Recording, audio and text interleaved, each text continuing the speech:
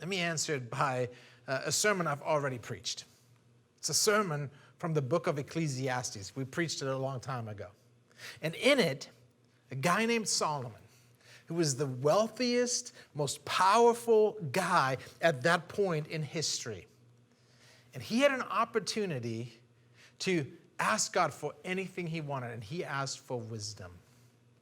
And that wisdom led him on a pursuit to know, is that wisdom really wise? Is that wisdom really what I want? Is that wisdom really what's best? And so in the book, Solomon describes his pursuit of what we might term the wisdom of the world, the wisdom of his age.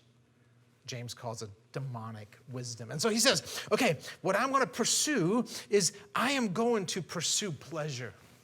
I'm going to pursue it with all my heart. And so he had wives and concubines, 1,000 of them. So sexual pursuits galore. He said, that's meaningless. That's hopeless.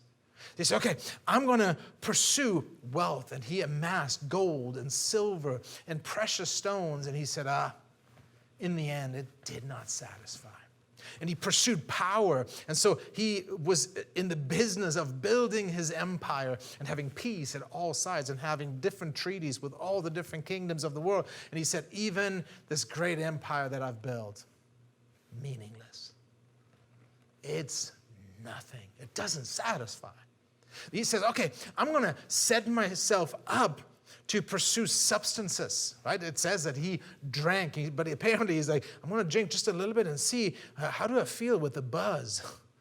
Because he wanted his mind to analyze, was that going to satisfy? And it did not. And then he says, all right, I'm going to have leisure. I'm not going to do anything. And he amassed, the Bible says, slaves for himself that did all the tasks and all the jobs.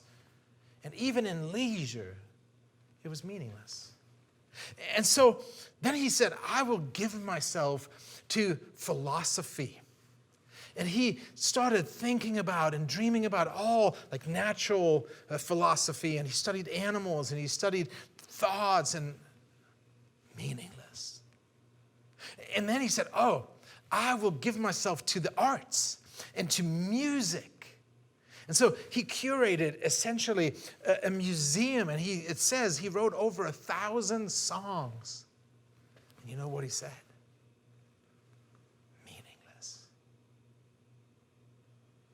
And Solomon figured out what so many in this world have figured out, and the wealthiest of the wealthy have figured out that their wealth does not satisfy. It does for a little bit, right? It's like, oh, this is so amazing. I can buy all these things. And the powerful always want a little bit more power, and then they get suspicious because they think maybe someone is trying to steal my power. And those with pleasure ultimately find that they find it empty. And those that pursue the arts find it empty.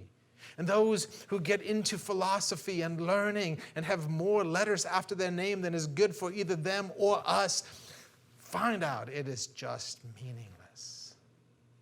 So Paul says, do not be foolish. Don't do it. Do not be foolish, but understand what the will of the Lord is. And so here is what Solomon finds out in the end. He says, this is right. Fear God. Keep his commandments. He basically says, figure out what the will of the Lord is, because all these other pursuits, everything that I thought would make me happy, everything that the world told me, this is wise, this will help, this is going to give you meaning, this is what's going to make you happy. All of it foolish, meaningless, useless.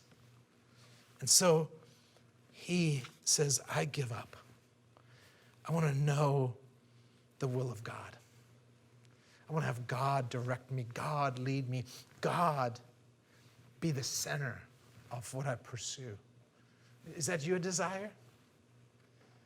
So maybe you wonder, what is the will of God? Well, one way to find out is study the scriptures, right? In the scriptures, we see God's will, his moral will revealed. There's things he says, these are good, and then these things he says, don't do that. There's also where he says, God wills for men and women to be saved. Okay, so salvation, for you to be saved, that's God's will. It says God wills that you be sanctified. That's a theological word that just means that you become more and more like Jesus. Your life is being transformed and changed. God wills that you submit to the authorities. God, right? There's all kinds of God wills, God wills, God wills. Whoa, okay, interesting. Right? There's also God's will for your life. And maybe you're like, how do I find that out? How do I get there? Well, really, if you pursue him, if you say, God, I want to be wise, lead me. I want to make the most of every moment that I have, direct me. I realize that the world and the days are evil, but I'm going to be yielded, not to wine because that's just dumb, but I'm going to be yielded to the control of the Spirit.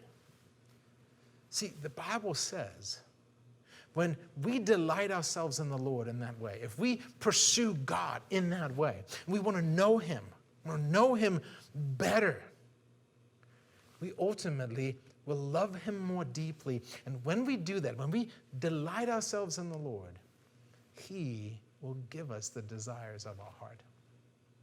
He will bring that, work that in us. And you may ask, okay, does it mean he gives us everything? Well, I think, first of all, the desires you have when you're in that place of yieldedness and pursuit of God are desires that he places in that heart. And then, yes, I believe that God places them there in order to also fulfill them. Now, but here's where I want to leave this. I want to give you something really, really practical, all right? Because I can hear you. It's like, okay, all right, I'm on it, but I still don't know how to make this decision. The Bible doesn't talk about where I should go to college. The Bible doesn't talk about what major I should get. The Bible doesn't talk about who I should marry. The Bible doesn't say any of those things. And that freedom, quite frankly, is freaking me out. All right, let me give you something that I heard it probably 21 years ago. A pastor was teaching on the topic of decision-making and wisdom. And here's what he said. Really quick, and we'll be done. He said, don't ask, is it right or wrong? Is it moral or immoral? Is it ethical or unethical? He said, ask what's wise. And then he gives 3 qualifiers. In light of my past experience, right? Like if you forget the past, you're doomed to repeat it. Remember that saying? In light of my past experiences. What has gotten me in trouble yesterday? Right? Where have I been? In light of my past experience, in light of my present circumstances, right? Maybe I'm in a place right now where certain things are unwise for me. I remember a friend of mine, he had gone through kind of a messy divorce, and I guess aren't they all? But he had gone through a divorce, and he was making the decision whether or not he would pursue a relationship, whether he would date. And as he prayed over it, he said, you know what? I know biblically it's okay, right? This is not, I have a divorce that the Bible says, yes, you can have that divorce. But you know what? I want to raise my 2 kids well. And bringing in another person, bringing in a new woman, and the new mother figure is probably really going to mess them up. So I'm going to focus all my attention and all my time and all my energy on raising these kids. That was right for him, right? Wow. In light of my present circumstances. What's the wise thing to do? Is it wise for him to date? It wasn't wrong. He could have. But he chose that was not what his priority was. And then the final one, in light of my past experience, in light of my present circumstances, in light of my future hopes and dreams. What are you hoping for? What are you dreaming about? What do you need to do today to set yourself up for where you want to be? Do you want to get into a good college? Well, you better get good grades in high school, right? You want to marry a good woman? Well, you better figure out how to become a good man. You better figure out how, I need a job. I need to figure out how to woo this woman, right? I need to be able to provide for her if I should find such a woman, right? If you're okay, I want to have a great marriage.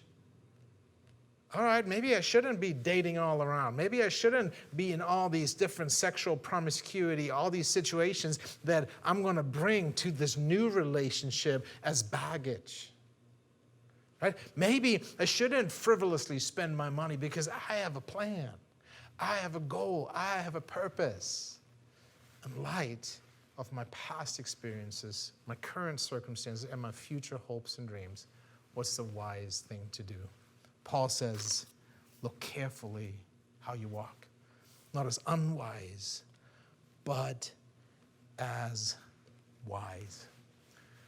Friends, that's some stuff for discussion. I encourage you, talk through this in your community groups. If you don't have a community group, please contact us. Allow us to help you get plugged into one. But I really encourage you to talk that through with a few trusted friends, to pray that through with a few people that you know, you love, and you trust to give you good and sound advice. And my hope and my belief and my prayer is that God is going to delight in leading you, delight in just shaping your path if you yield yourself to Him and if you pray to Him and say, God, I want to please you. What's it going to take?